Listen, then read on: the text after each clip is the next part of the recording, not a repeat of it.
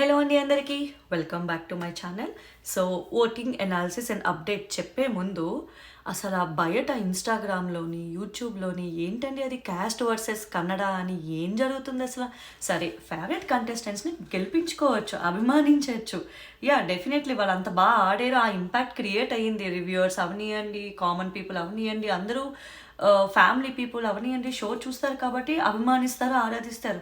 But ఇలాంటి fights అయితే divide and rule అయితే వద్దండి. సో నన్ను అడిగితే తెల్లగా అవనియండి, వాట్ ఎవర్ ది క్యాస్ట్, మనం చాలా అడ్వాన్స్డ్ జనరేషన్స్లో ఉంటూ ఇంకా కాస్ట్ అని స్టేట్ అని డివైడ్ అండ్ రూల్ కాన్సెప్ట్ ఎందుకు?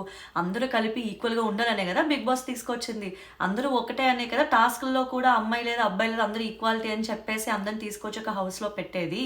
అలాంటప్పుడు వేరే స్టేట్ వాళ్ళని ఆఖరి గౌరవ్ గారు అవనియండి, నిఖిల్ అవనియండి, ఒక Malayali, everybody, it's like at the end it is India and we all are Indians and మనందరూ ఒక మంచి షో చూస్తున్నాం.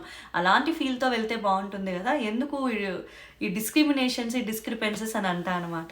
వద్దులేండి, ఇంతకు మించి మాట్లాడితే పాయింట్కి నేను మీరు కూడా విసిగిపోతారు. సో సబ్స్క్రైబ్ చేసి చూడండి, సబ్స్క్రైబ్ చేయకుండా నా వీడియోస్ చూడకండి, so that it will help me. And like చేయండి సో దట్ రీచ్ మంచిగా వెళ్తుంది. అండ్ వచ్చేద్దాం ఓటింగ్ అప్డేట్లోకి. నామినేషన్స్లో ఉన్న వాళ్ళ ఓటింగ్ బ్యాంక్ అయితే ఓపెన్ అయింది. సో అందులో అయితే తనుజ గారు చాలా పీక్స్లో ఓటింగ్, అస్సలు తగ్గేదే లేదని, తనుజ గారి దగ్గరలో కూడా ఎవరూ లేరనమాట. యాజ్ ఆఫ్ నౌ నామినేషన్స్లో ఉన్న వాళ్ళలో సెకండ్ ఇమాన్యువల్ ఉన్నారు, థర్డ్ డీమన్ పవన్కి కూడా గట్టిగా ఓటింగ్ పడుతుందండి. ఈవెన్ రీతు గారు అవుట్ అయిపోవడంతో, రీతు గారు ఫ్యాన్ ఫాలోయింగ్ కూడా ఉంటుంది కదా, సో అక్కడ నుంచి కూడా ఓట్స్ బాగా డిస్ట్రిబ్యూట్ అవుతాయి అన్నమాట. అండ్ సంజన గారు ఈజ్ ఇన్ 4th ప్లేస్ అనమాట, సేఫెస్ట్ ప్లేస్ అని చెప్పచ్చు. సంజన గారు అయితే ఓటింగ్ కూడా బాగానే వెళ్తుంది. డీమన్ పవన్, సంజన గారు ఓటింగ్ అయితే నియర్ బై ఉందని చెప్పచ్చు. అండ్ ఈ వారం నా తమ్మునిగా చెప్పినట్టు పాపం ఇద్దరు క్లోజ్ ఫ్రెండ్స్, బెస్ట్ ఫ్రెండ్స్ ఉన్న వాళ్ళిద్దరూ ఉన్నారు కదా హౌస్లో, వాళ్ళిద్దరికి కొంచెం గండానికి దగ్గరలో ఉన్నారు. Because Bharani and Suman Shetty are in danger zone. వాళ్ళిద్దరు బాటమ్ 2లో ఉన్నారు. మిడ్ వీక్ ఎలిమినేషన్ అయితే ఒకళ్ళు సుమన్ శెట్టి గారు అవుట్, ఒకళ్ళు డబుల్ ఎలిమినేషన్ అయితే బర్నీ గారు కూడా అవుట్ అండి.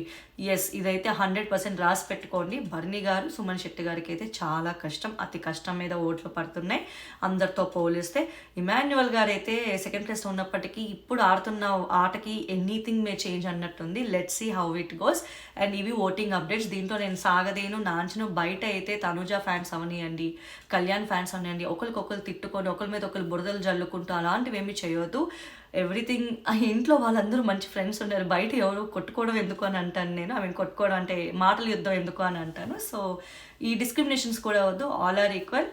సో ఇదే నేను చెప్పాలనుకుంది ఈ వీడియోలోని. Like, share and subscribe my channel and stay tune to my channel for more updates. And like చేయండి, కామెంట్స్ చేయండి, మీ ఒపీనియన్ని ఎవరు విన్నర్ అవుతారు అనుకుంటున్నారో కూడా కామెంట్ డౌన్ చేయండి. Thank you.